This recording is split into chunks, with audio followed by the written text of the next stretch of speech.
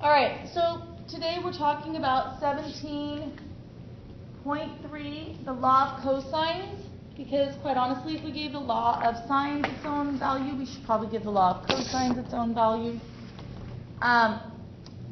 There's three formulas up here. They all actually kind of mean the same thing.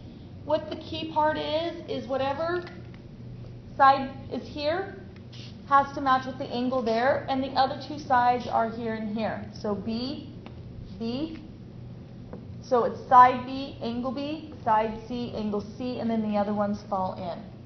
We need three of the items to solve. We need at least either three sides and an angle, or we need two sides. We need two sides and an angle, or we need all three sides to find the angle. And we're going to practice doing both. So on this one, they're asking us to find side B, missing side, and we're going to use our formula. Since we're looking for B, we're going to go ahead and use this one. That means this is side A, because remember they're across from each other, and this is side C. So we simply say B squared equals the A squared, which is 7 squared, plus 5 squared minus 2 times 5 times 7 times the cosine of the angle, which I forgot to write in, and it is 100. Kind of need that information. So the cosine of 100. Ladies and gentlemen, a lot of this is just punching it into your calculators. I want to see, since we're using the calculator so much, I'd like to see this much of your information written. So this is B squared equals 49 plus 25 minus 70 times the cosine of 100, if I could write correctly today. And then I want to see you add the values together. So I don't care that you're using your calculators. I do want to see that work. So that is B squared equals 74 minus 70 times the cosine of 100. Now, mind you, do not subtract these two. This is being multiplied to the cosine of 100, so you have to multiply them first. From here, you can punch this into your calculator. And you should get that B squared equals 61.84462756. Long number. You have to square root both sides. So you get B to be approximately 7.86. A lot of calculator work, a lot of using your calculators. You have to know how to use your calculators. Number 2, we're going to find an angle this time. Since we're looking for angle C, we're actually going to use this formula here that says side C. So remember, these sides are opposite of the angles, so I'm going to go ahead and label that here. This is C, this is B, and this is A, because it is important what you put where. So I'm going to plug things in. It says C squared equals A squared plus B squared minus 2 times A times C times the cosine of C. So again, I do want to have you show some work as you go along. Please don't just punch into your calculator and pray that you didn't hit a wrong button.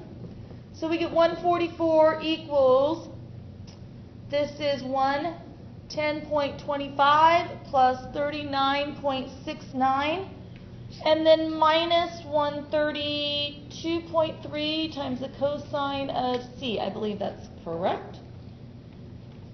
We're going to add these up. 144 equals 149.94 minus 132.3 times the cosine, saying one thing and writing another, cosine of C.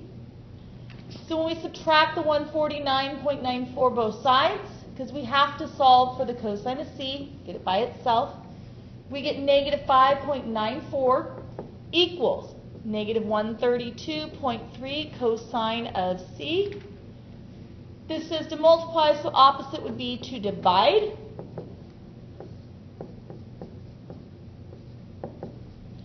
And we get this big long decimal, 0.04489795 equals the cosine of C. Now remember, to do this, we're going to do the inverse cosine of this side to get C. And you should get 87.4 degrees. So we're just plugging numbers into a formula and simplifying it mathematically. All right, our last example today actually has no triangle. And you don't really need a triangle to solve this. You're finding side A, you have side B, you have side C, and you have angle A. So to find that, that is simply A squared equals B squared plus C squared minus 2B times C times the cosine of 173. So plugging these values into our calculators, we should get A squared equals 529 plus 324 minus 828 times the cosine of 173. That leaves me with A squared equaling 853 minus 828 times the cosine of 173. And that gives me A squared equals 1674.828214. Square root both sides because we don't want A squared, we want to know what A is. And that's about 40.9. So tomorrow we'll do some word problems working on and using law of cosines.